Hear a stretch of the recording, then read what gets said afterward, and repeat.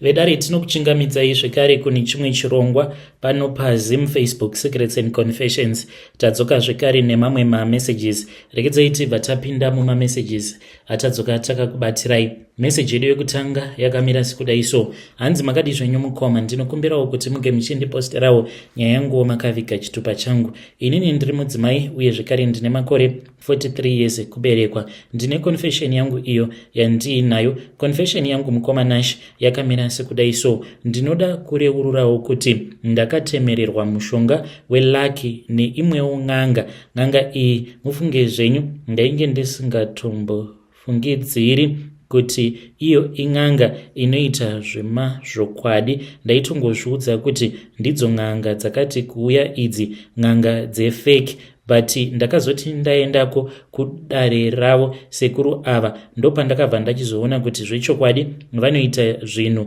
chaizvo. Mukoma Nash sekuru ivavo vanogona, but dambudziko ravo nderekuti kana vakakupa mishonga yavo, zvinhu zvacho kana zvikagara zvakupandukira, ivo vanenge vava kusada kukubatsira. Saka kutaura kudai so, nditori pane rimwe dambudziko ende ndikudawo kuti mhuri yeZimbabwe inge ichindibatsira. I know kuti out there kune vamwe vanhu avo vanozviidza sekunge ndivo vane yese ende vanonyanyisa kuziva sterek, but ndiri kungodawo help kubva kumhuri yeZimbabwe kune vanenge vachida. So mukoma Nash, nyaya yangu yakatangira apo pandainge ndichiri kuSouth Africa. Ndaitawo zvekutengesa hembe, ndaiwanzokutengesa baby wear. Saka kana ndatengesa hembe dzangu ndaona kuti mari yandinenge ndichida inenge yakwana. Like now ndava kungozviitirawo ndingangoti just for fun,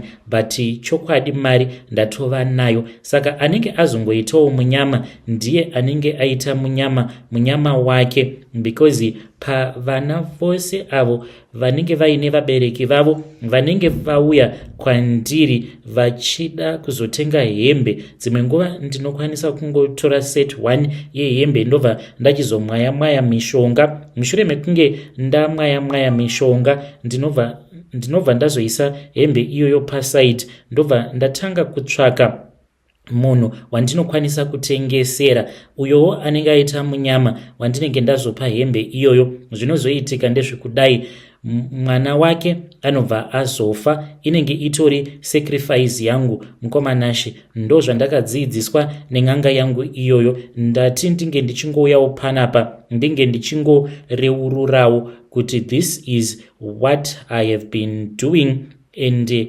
zvinondirwadza kuziva kuti ndine vanhu vakawanda vandakaurayirawo vana vavo. Hakusi kuda kwangu, but zvakazongoitikawo along the way. That is when I discovered kuti this is what has been happening. Ndikabva ndazodzokera kwavari, ndakati ndadzokera kwavari sekuru ava vakabva vatanga kupopota vakati, ko iwewe unofungidzira kuti mishonga yangu yandakakupa ingangokushandira mahara here? Ndikati kwete sekuru, but dai makandiudza kuti mishonga iyi ndo zvainenge ichizoita kuti dzimweni dzenguva inenge ichipota ichiuraya vana vemacustomers angu. Mukoma Nash, when you post my story ndizivisei, ndichange ndichizotevererawo ndiri mucomment section. Dzimwe nguva kana usiku handifambi nekuda kwekuti ndinenge ndiine zvinhu zvinenge zvichindimhanyisa. Mukoma, nyaya yangu yakarebesa, and I know kuti people have already judged me, because ndinotoziva, I can feel it. Ndinogarawo ndichiteerera maconfessions evamwe uye zvikari ndichizoverengawo macomment evamwe vanhu vanozviidza sekunge ivo vanorarama maperfect lifestyles. Regai ndinge ndichigumira hangu panapa. Vedare ndo message iyo yandakatumidzirwa ichibva kuna vanzvadzi vedu. Vamwe vanhu vanonyazokonfesa, unoshaya kuti munhu anenge achida kureurura here, anenge asingadi here. What exactly will be going on, you will never understand. Vanga vachita sekunge vasiri kuda havo kutaura nyaya yavo, asi ngatitaurei navo mucomment section. Hanzi please do not judge me. ma1. Rekidzai tibva taenda panyedu inotevera. Nyedu inotevera yakamira sekudai so. Hanzi makadi zvenyu mukoma, ndinokumbirawo kuti munge muchindipostirawo nyaya yangu makaviga chitupa changu. Mukoma Nash, inini ndinoda kureurura kuti ndakajoinawo group reSatanism kuCape Town netarisiro yekuitawo mari. Asi mukoma Nash, handina kana mari ini yandakambogara ndakaita. Kutaura chokwadi, ndava kutotambudzika more than what I used to. So inini basa rangu ndinoitawo zvekuruka musoro. Ipapo pandainge ndichiri kuCape Town ndisati ndazouya kunoku kuJoburg, ndaitobata maclients ane mari, but iko zvinozvi kuita sekunge ndakazvidira jambwa nemunyama mushure mekunge ndajoina chechi yacho. So I did not know kuti chechi iyi inoita zveSatanism. It's not like they make everyone to become a Satanist. Vanosarudza vavanenge vachinzwa kuda ivo kuti ava ndivo vatinoda kuti vange vachizoita maSatanist. So pandakatanga kuenda kuchechi uku mukoma, I was just dating this other guy, South African. So the guy was very active in that church. Ndokubva ndachizoendeswa kumba kwa pastor because aitomboti, hey, iwewe ndoda kukuroora, I'm in love with you. Pastor ava vakangoramba vakanditarisa. Takazoti tava kuda kubuda vakabva vati uyu ngaapfugame, toda kungomubata musoro chete. Vakati vandibata musoro, I felt so weird kutonyorova kusikarudzi kwangu because vainge vasinganamati, kwete vainge vachitondiromansa, vachindibata musoro wangu in a sexual way. And this guy that I was with, chakandinetsa ndechikuti haana kana kutomboita guy nazvo, akatongoramba zvake, akatongogarawo. Mukoma Nash ndichibatwa noumwe murume. Takazoti tabuda tava motikari, ndikamubvunza kuti what was the meaning of that. Akabva ati some things you will understand in time because they are spiritual things. Mukoma Nash takati tichiri takapaka pamba pavamufundisi, ndobva anditi ainge achida kutoita bonde nini. Ndakamboramba but akandimanikidza, ndokubva tasika bonde. Takati tichinopedza kusika bonde, vamufundisi vaya mukoma ndakavaona vainge vakatomira vakatidongorera, ndobva atanga kuseka. We then drove back home, but hazvina kundibata zvakanaka. Ndikati this guy, he used to respect me a lot. Sure angaita bonde nini nenzira dzakadai. So on top of that, apa futi vamufundisi vanga vachindibata, which was not okay. He was supposed to complain since I was his woman. Nekufamba kwenguva manje akabva achizotanga kundinwisa doro, ndikabva ndazotomboita zvemadrugs. Saka mumadrugs imomo ndo mandakabva ndachizotanga kudzidziswa yacho yavanoti Satanism. Hama dzangu, Satanism haina kuchipa. I think kuti maybe I am not a strong-willed person, sezvandakaudzwa navamufundisi kuti wow, uyu I used to think kuti she has great potential, but hapana kana zvimboripo. Vamwe ndaitovaona mukoma vachitoya vobva vatoitwa initiated, then they'll start to drive beautiful cars, but zvangu zvakaramba mukoma. Ndokubva ndachizosiyana hangu nazvo, ndikazobva kuya kuCape Town and I was heartbroken. Hakuna chinhu chinorwadza sekuti wangozvipira hako kuti zviri nani kuti denga racho unge uchirishaya, wobva waita hako zvekungonakidzwa nemari pasi pano pezuva, wozongozviona kana wafa. Wadaro wobva watadza kuita mari. That feeling you can never recover. Zvaizvezvi kunyange zvikanzi murume akauya kwandiri achiti hey, ndoda kukuroora, I want to have a beautiful wedding with you, I want to start a family with you. To me it does not make sense because I once had that opportunity to become a millionaire. What more can a man give to me that the devil failed to give to me? So that is where I am right now. Ndichiri kungoita hangu zvekungorukawo musoro, but zimunyama randava naro kungobata mari chete, problem after problem, chino nechicho. Kumusha vanenge vachingofona kuti ndinzi ndine 2000 rands mumaoko. Zvinenge zvava kutonetsa. Apa vamwe vandinoshanda navo unotoona kuti vanhu vanenge vachitoita musoro nemari dzavanenge vawana, but iwewe unongochita sekunge munhu ari kushandira ngozi. Kana mukaposta nyaya yangu ndizivisei, ndichange ndichizoteverera ndiri mucomment section. Vedare ndo message iyo yandakatumidzirwa ichibva kuna vanzvadzi vedu. Zvakangooma hazvo vedu we, ngatizamei kuti tinge tichitaura navo vanzvadzi vedu ava mucomment section. Hanzi hakuna chinhu chinorwadza sekuti watomboedza kuromba, but mukunoromba kwacho zvobva zvaramba. yo pakaipa. Rekedzei tibva taenda panyaya yedu inotevera. Nyaya yedu inotevera yakamira sekudai so. Hanzi makadi zvenyu mukoma, ndinokumbirawo kuti munge muchindiposterawo nyaya yangu mukoma makavigawo chitupa changu. Takaenda tikanotorawo mushonga wema-miracles nevamwe reverend father ndiri kubible school. That is my own confession. Nyaya yangu mukoma inokwanisa kutodonedza imwe church. This is like a big church, but ndakatotorwa ndikatoenda nareverend ava kunze kwenyika. As a woman, I was standing by him as he was doing all of those things. Takaendeswa kune rimwe gomo, kunyika kwacho kwatakaenda ndokubva vachizonopinzwa mune imwe ninga. Ndakashamisika mukoma. Vakazoti vabuda wainge usingakwanisi kana kuvatarisa 2 times. It was so scary, like a monster. Nekufambawo kwenguva ndopandakazotanga kuona kuti he was now resembling almost like a demon. Ndokubva ndachizopiwa umwe mushonga wekuti ndisangoramba ndichivaona. Kusvika tichizodzoka kunoku vainge vakangodaro vachityisa, vainoiswa hameno kuti iropa here kana kuti chii. Ini ndakanzi uyu haasati asimba kuti ange achizonwa mushonga uyu. Ndaifanira kuti ndinge ndichizoendawo ikoko. Unfortunately, I could not go there nekuda kwezvimwewo zvikonzero. But this secret that I have mukoma, kana ndikada kutaura zita rechurch, that church ka inozosara isisina kana vanhu. Munoziva vanhu vari kuita kushandisiwa. That is the most dangerous thing. Ukagara waenda kuchurch, please, you need to get me right. Church, of course, it is the church of Jesus Christ. But kune church dzevanhu.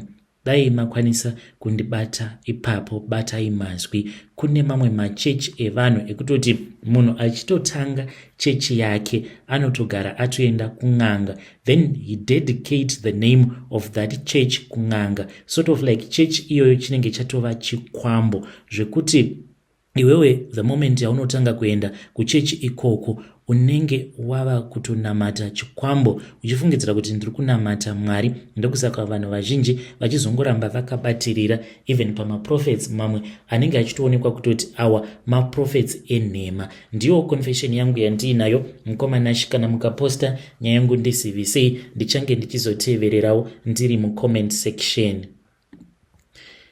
Vedare ndo message iyo yandakatumidzirwa ichibva kuna vanzvadzi vedu. Zvakangoma hazvo vedu we. Pakaipa. Hanzi unokwanisa uchitoti uri kuenda kuchechi but iyo inenge isiri chechi yaMwari. Hanzi inenge iri chechi yemunhu.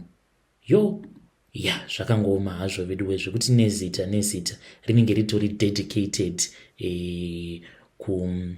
kushrine yacho iyoyo.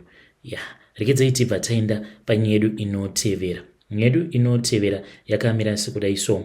Hanzi makadi zvenyu mukoma Nashi. Nyaya yangu yakamira sekudai. I am a man who is aged 37. I have 7 kids, 2 from my first marriage. Panova ndipo pakatangira zvandava now.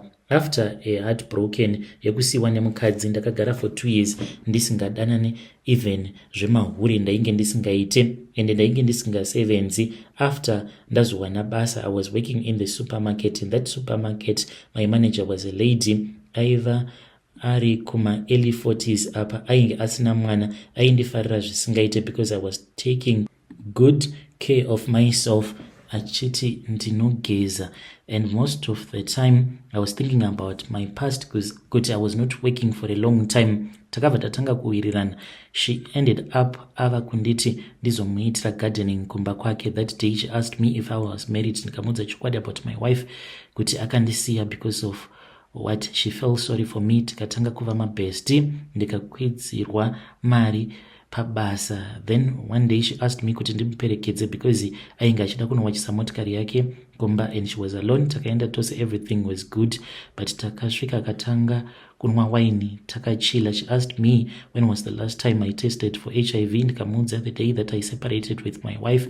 Akashamisika kuti you mean almost 3 years usingazivi chinonzi munhukadzi? Ndikati yes. Akati wow. She got out akauya achinja hembe, ainge akapfeka short. She took me to Clicks akatanga an HIV test kit. Tikadzoka, she asked me if I trust her. I say I do. Akandikumbira kuti tiite tese together. We then found ourselves negative. Akafara zvisingaiti, takatandara. She ended up adakwa. I took her to the bedroom. I make sure kuti she was okay. Then I went to my place. Monday and work, she was so happy. She called me to the office. She told me kuti she had never seen a gentleman like me. Someday she told me kuti anondida kunyengwa nemukadzi ndikabvuma semunhu ainge aine nzara. Takadanana for 4 weeks tichirara almost every day, but her prayer was ndikuda mwana. I know you people from Zimbabwe, you can do it.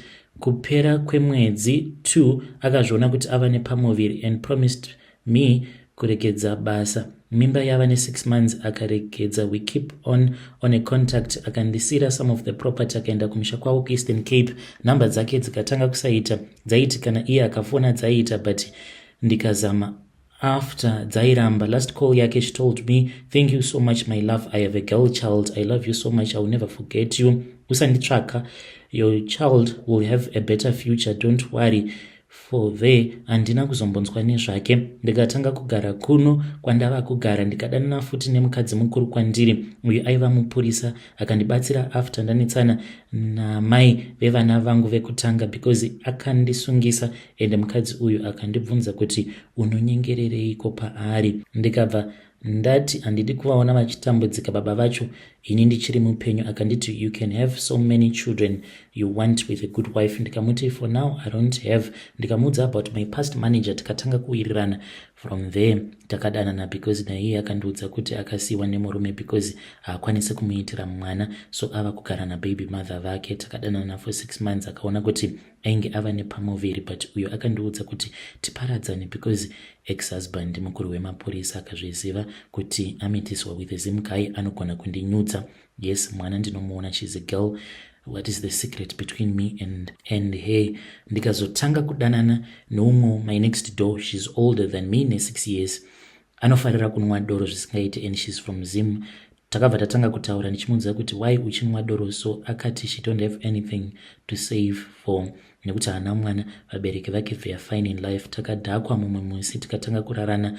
From there tikatanga kudanana. The good thing about her, akatanga kuda mwana wangu like a child. She even asked my wife to give her mwana amuchengetere because ava kudanana neni. Takagara tose as a happy family. After gore akaona kuti ainge ava nepamuviri because she is from Zim. Ndakabva ndanomurora, vabereki vake vakafara kuti mwana wavo at the age of 40 ava nemwana. A blessed boy. I am happy with my family mukoma, but problem madam vane shamwari yavo uyo wavainge vachitamba naye before me. Mukadzi akazoenda kuCape Town nebasa, but mudiki yake akaenzana neni, she's 37. Akaroorwa anogara nemurume, but mbereko iri kuramba. Vava ne4 years. Iye anoti murume haana kana basa naye, but iye ari kuda mwana and the only person she trusts is me. Now wava kugara kuno kuSenton uko ava nemazuva achindinetsa.